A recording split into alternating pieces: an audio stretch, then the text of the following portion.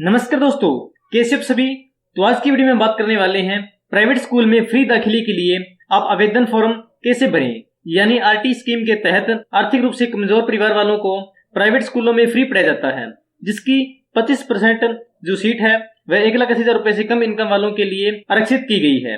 तो इसके लिए आवेदन कैसे करें और आपके पास क्या क्या डॉक्यूमेंट होने चाहिए, तो आवेदन फॉर्म से लेकर दाखिले होने तक का पूरा प्रोसेस इसमें मैं आपको बताने वाला हूं। तो वीडियो को लास्ट तक जरूर देखें।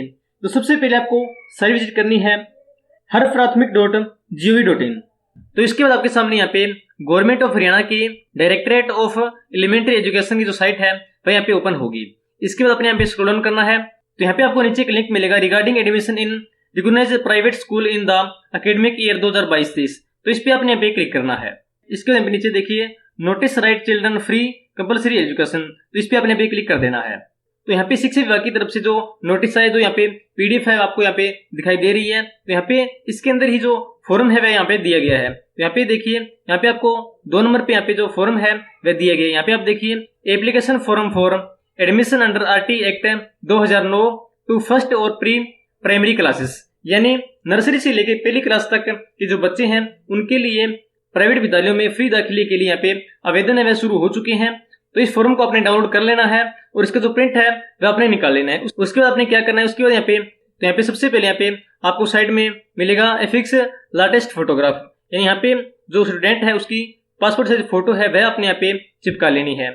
इसके बाद यहाँ पे नीचे आपको बॉक्स में दिखाई देगा सीरियल नंबर या स्कूल सीरियल नंबर। तो अगर आपके घर के 1 किलोमीटर के अंडर में कोई स्कूल है तो यहाँ पे आपका स्कूल का नंबर आपके पास है तो यहाँ पे फिल कर दीजिए, और अगर आपके पास स्कूल का सीरियल नंबर नहीं है तो आप इसे खाली भी छोड़ सकते हैं।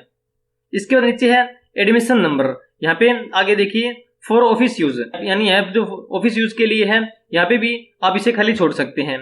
उसके बाद आपको यहाँ पे मिलेगा रिलीजन, यानी आपका धर्म कौन सा, जैसे हिंदू है, मुस्लिम है, सिख है, तो वह आपने यहाँ पे फिल कर देना है। उसके बाद आगे है कास्ट, यानी आपकी क्या कास्ट है, क्या जाति है आपकी, तो जाति आपने यहाँ पे लिख देनी है। इसके बाद देखिए to the principal oblique headmaster, यानी यहाँ पे जिस स्कूल में आप एडमिशन लेना चाहते हैं उस स्कूल का नाम आपने यहाँ पे लिखना है। इसके बाद आपको साइड में ऑप्शन मिलेगा SC ST EWS, यानी अगर आपकी कास्ट कैटेगरी SC है तो यहाँ पे आप फर्स्ट पे यहाँ पे क्लिक करोगे।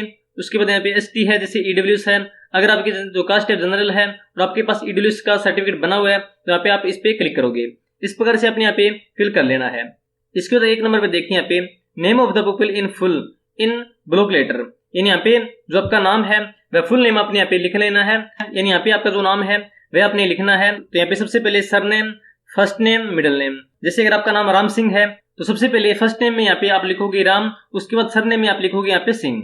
इसके बाद आगे देखिए यहाँ पे, इसके बाद यहाँ पे आगे देखिए name proposed by parents to be entered into school records, it will not be changed later in block letter, यानी यहाँ पे आपका जो फुल नेम है वह लिख लेना है, और यहाँ पे जो आप नाम लिखोगे वह बिल्कुल आपका करेक्ट नेम होना चाहिए, यानी बाद में इसमें चेंजिंग नहीं होगी। इसके बाद आगे डेट ऑफ बर्थ, यानी आपकी क्या डेट ऑफ बर्थ है वह आपने फिल करनी है। जैसे सबसे पहले यहाँ पे डेज, मंथ और ईयर, यहाँ पे आपकी जो डेट ऑफ बर्थ है वह आपने फिल कर लेनी है। उसके बाद आगे है इन वर्ड्स, यहाँ पे आपने वर्ड्स के अंदर लिखनी है कि आपकी क्या डेट ऑफ बर्थ है। इसके बाद आगे है प्लेस ऑफ बर्थ, यानी आपका जो जन्म है वह कहाँ हुआ है। यहाँ पे सबसे पहले आपका विलेज, उसके बाद आपको तहसील कौन सी लगती है, उसके बाद नीचे है डिस्ट्रिक्ट, इसके बाद यहाँ पे स्टेट, तो यह आपने यहाँ पे फिल कर लेने हैं। और उसके बाद नंबर 4 पे यहाँ पे एज लिखनी है, बच्चे की कितनी एज हो चुकी है, जैसे कितने साल, कितने मंथ और कितने दिन का बच्चा हो गया वह टाइम आपने यहाँ पे लिख लेना है। उसके बाद आगे है जेंडर, यहाँ पे मेल है, फीमेल है, यानी जो लड़का या लड़की है वह आपने यहाँ पे टिक कर लेने हैं। उसके बाद नंबर 5 पे देखिए father's full name in block letter, यानी बच्चे के पिता का नाम आपने यहाँ पे लिख लेना है, और वह भी ब्लॉक लेटर में यहाँ पे आपने लिखना है, यानी जो लेटर लिखो वह बड़े बड़े और साफ साफ यहाँ पे आपने लिख लेने हैं। इसके बाद मदर्स नेम, यहाँ पे बच्चे की माता का नाम।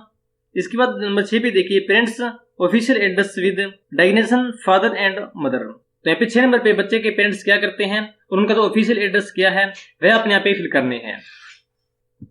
इसके बाद आगे है complete residential address with address proof, यानी यहाँ पे आपका जो रेजिडेंशियल एड्रेस है जहाँ के आप निवासी हो वह फुल एड्रेस आपने यहाँ पे लिख लेना है। जो आपके आधार कार्ड, वोटर कार्ड ID में जो आपका एड्रेस है वह आपने यहाँ पे लिखना है। इसके बाद नंबर 8 पे देखिए Aadhaar number oblique serial number of child in the ration card या oblique PP number and blood group of child, तो यहाँ पे बच्चे का आधार कार्ड नंबर या फैमिली आईडी नंबर या ब्लड ग्रुप जो भी आपके पास है वह अपने यहाँ पे लिख देने हैं।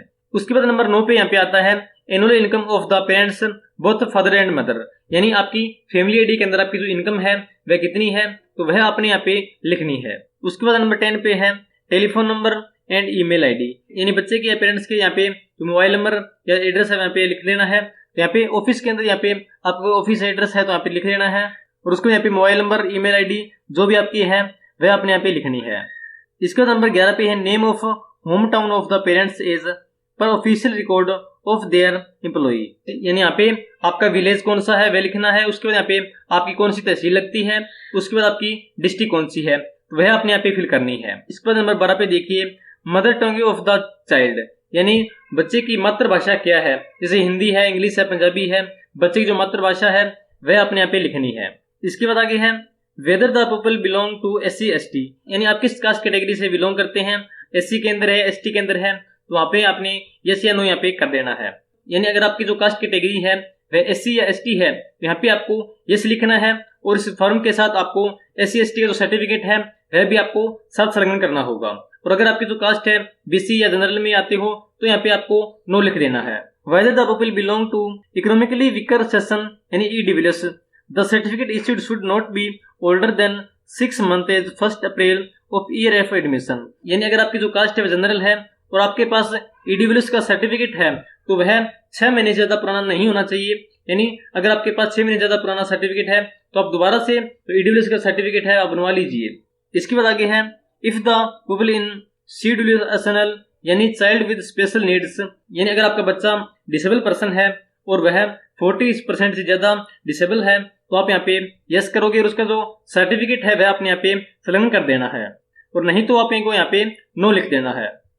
इसके बाद आगे देखिए weather the people in studying in any school presently, यानी अगर आपका बच्चा पहले से किसी स्कूल में पढ़ाई कर रहा है तो यहाँ पे आपने यस कर देना है, और यहाँ पे स्कूल का नाम और यहाँ पे क्लास का नाम लिखना है, और नहीं तो आपने यहाँ पे नो कर देना है। उसके बाद आगे है आइडेंटिफिकेशन मार्क्स NA2, यानी बच्चे के चेहरे आदि पे कोई निशान आदि है तो यहाँ पे आपको 2 आइडेंटिफिकेशन मार्क यहाँ पे आपने लिखने हैं। इसके बाद आगे है distance of residence from school in kilometres, यानी आपका घर स्कूल से कितने किलोमीटर दूरी पे है वह अपने यहाँ पे लिख देना है। तो यहाँ पे मैं आपको बता दूं कि यहाँ पे सिर्फ वही बच्चे इस फॉर्म के लिए आवेदन कर सकते हैं जिनका घर स्कूल से सिर्फ 1 किलोमीटर की दूरी पर है, यानी 1 किलोमीटर से ज्यादा की दूरी पर किसी का घर है तो वह इस स्कीम के लिए अप्लाई नहीं कर सकते। उसके बाद आप ये देखिए डिक्लेरेशन बाई पेरेंट्स गार्डियन, तो यहाँ पे नीचे देखिए डिक्लेरेशन बाई पेरेंट्स या गार्डियंस, यानी बच्चे के पेरेंट्स या गार्डियंस के लिए यहाँ पे डिक्लेरेशन दे रखी है तो वह आपने एक बार पढ़ लेनी है। फिर उसके बाद यहाँ पे नीचे डेट और यहाँ पे सिग्नेचर ऑफ द पेरेंट्स, यहाँ पे पेरेंट्स से सिग्नेचर करवानी है। तो यह फॉर्म पूरा फिल करने के बाद आपको यहाँ पे नीचे आना है।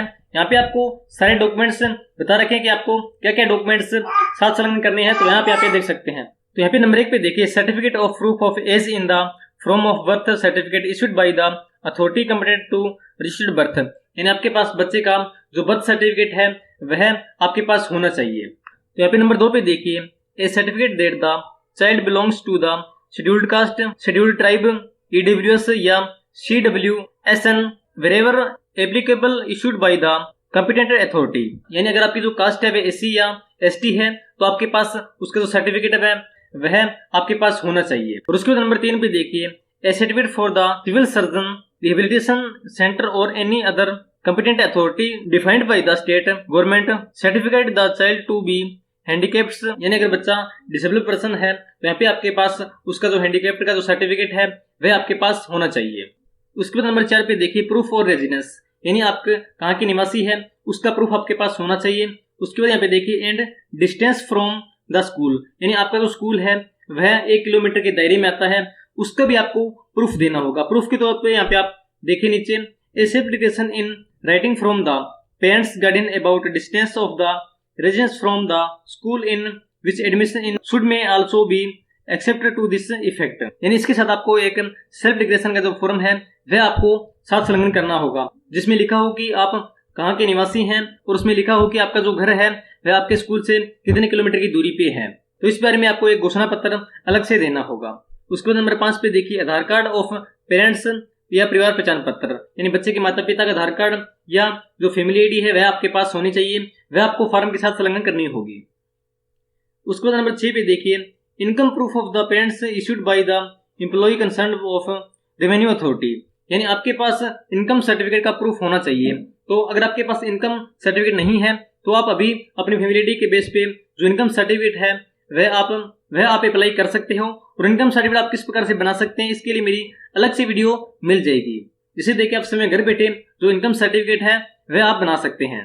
तो यह फॉर्म पूरा फिल करने के बाद और आपको मैंने जो डॉक्यूमेंट्स बताए हैं वैसा संलग्न करने के बाद आपने इसको क्या करना है, जो आपके घर के जो नजदीक स्कूल लगता है वहां पे आपको इन फॉर्म को सबमिट करवा देना है।